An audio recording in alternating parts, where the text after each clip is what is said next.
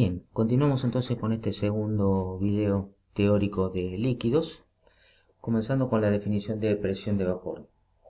Se define presión de vapor a la presión que ejercen las moléculas en el estado de vapor, la máxima presión que pueden ejercer esas moléculas sobre las paredes del recipiente y la superficie de un líquido a temperatura definida.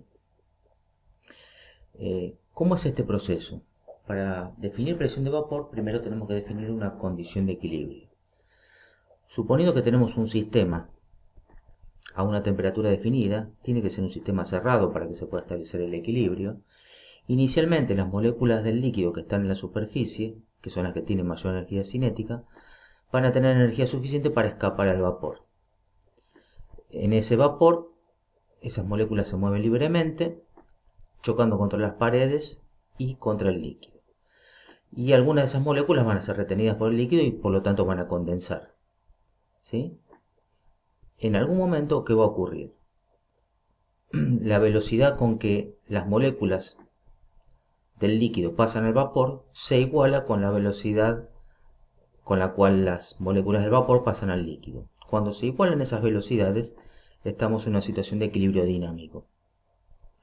Y el vapor que se encuentra en esta fase ejerce la mayor presión posible. La presión que ejercen esas moléculas del vapor en equilibrio, ¿sí?, con la fase líquida es lo que conocemos como presión de vapor del líquido. Esa presión de vapor solo depende de la temperatura, ya que al aumentar la temperatura va a aumentar la energía cinética de las moléculas, con lo cual se rompen más interacciones entre moléculas y más moléculas pueden pasar al vapor. De esa manera, mayor va a ser la cantidad de moléculas en el vapor y por lo tanto mayor va a ser la presión.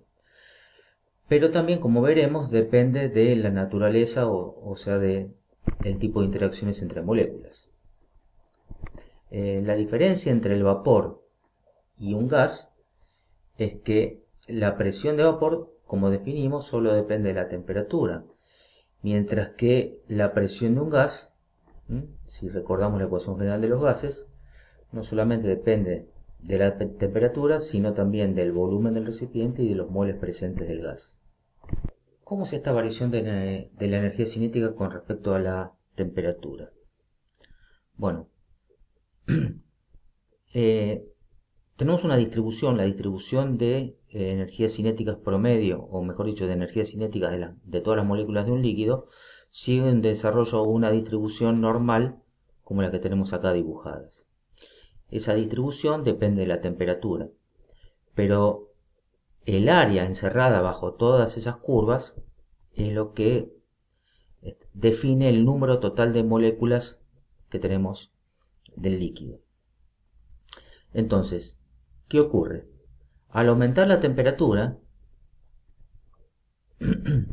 vemos que esas curvas se ensanchan y disminuye su pico, donde el pico máximo de cada curva corresponde siempre a la energía cinética promedio de las moléculas.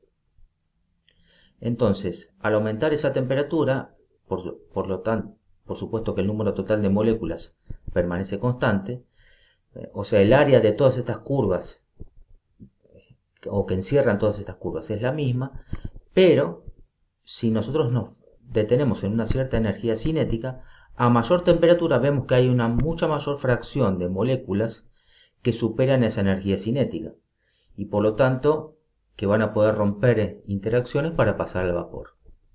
Como habíamos mencionado, la presión de vapor de un líquido también depende de la intensidad de las interacciones entre moléculas que poseen.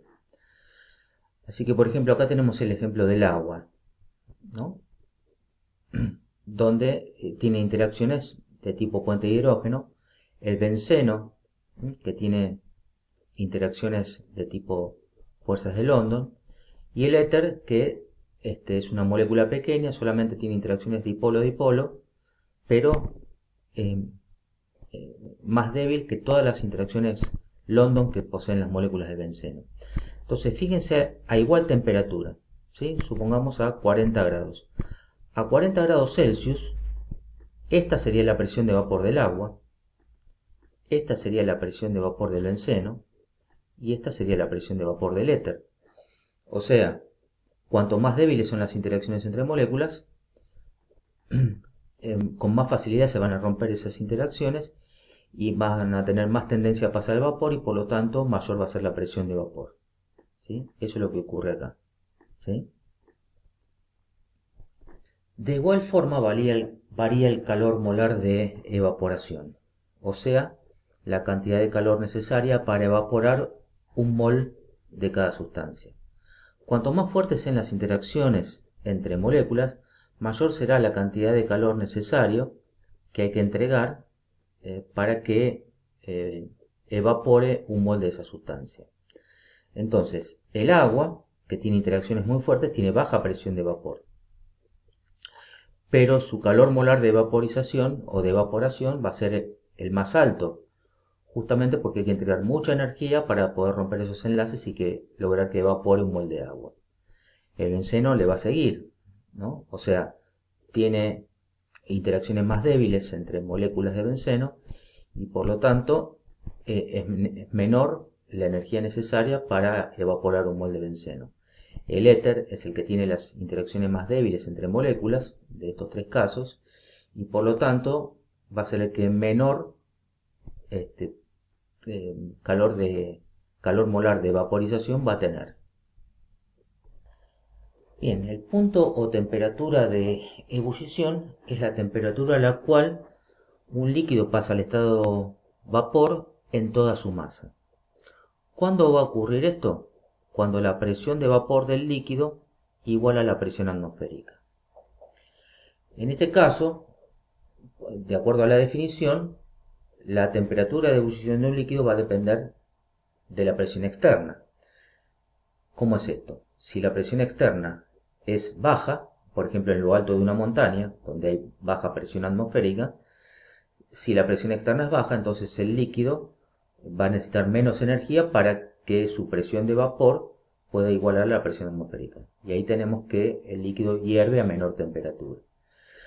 Al revés, por ejemplo en una olla a presión donde la presión es mayor a la presión atmosférica, la presión que genera el vapor va a tener que ser mayor, o sea, va a haber que calentar a mayor temperatura, y es por eso que cuando la presión externa es mayor a la atmosférica, entonces la temperatura de ebullición del líquido va a ser mayor.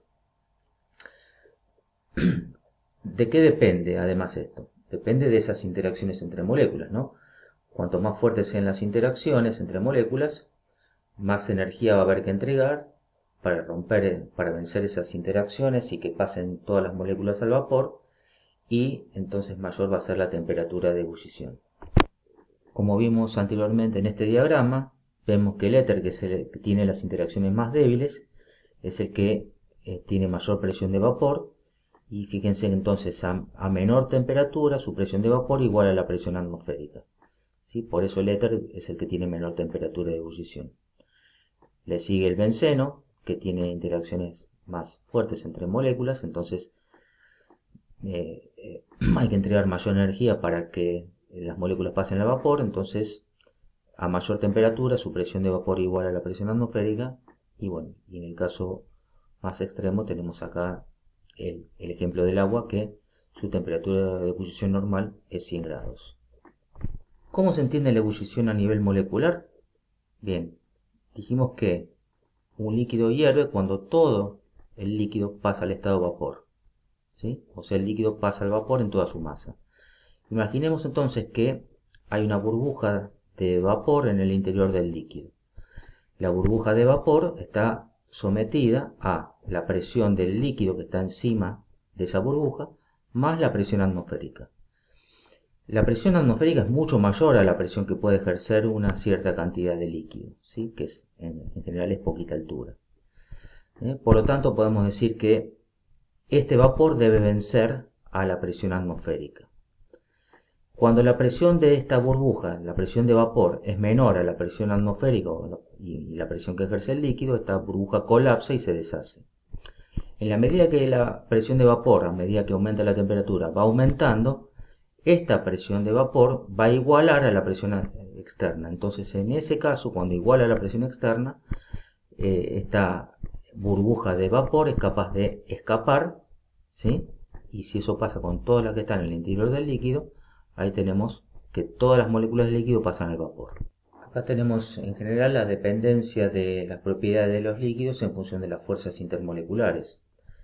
Así que cuando tenemos líquidos volátiles con fuerzas intermoleculares débiles, tenemos fuerzas de cohesión bajas, viscosidad baja, tensión superficial baja, punto de fusión, punto de ebullición bajos también, el calor molar de vaporización va a ser bajo, y entonces va a tener alta presión de vapor y alta velocidad de evaporación. ¿Sí? En los líquidos no volátiles, con interacciones fuertes, se produce exactamente las propiedades opuestas.